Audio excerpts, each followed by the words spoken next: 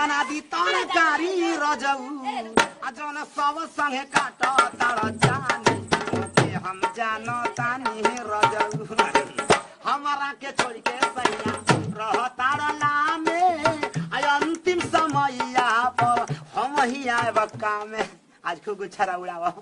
इतनी है तो यहाँ कामे आई अरे दिल दहनी महबूबा समझ के और रउआ खा लेनी खरबूजा समझ के ए हम सहतानी कुछ ना कहतानी रजऊ जौन सब संगे काट तार जानी ओके हम जानो तानी रजऊ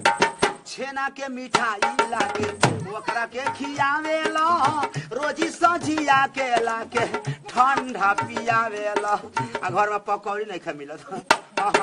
छेना खाई घरवा में दुख हम सहतानी कुछ ना कहतानी रजऊ जवने सावती संगे काट तार जानी ओके हम जानो तानी रजऊ तो गोरे गोरे मुखड़े पे चप्पल जूता कहता ना गोरे गोरे मुखड़े पे चप्पल जूता कहता ना तौबा खुदा खैर करे देखा ना करी सामा देखा ना करी सामा आ गोरे गोरे मुखड़े पे चप्पल जूता कहता ना चश्मा लईनी कीन के रुपया दियनी कीन के उहो रहे टीन के नाही लौकेला दीन के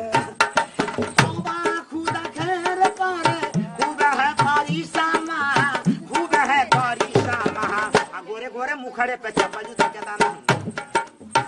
एही से तो कहिले तो कहेला कि कहतारन आय असली के छोड़ के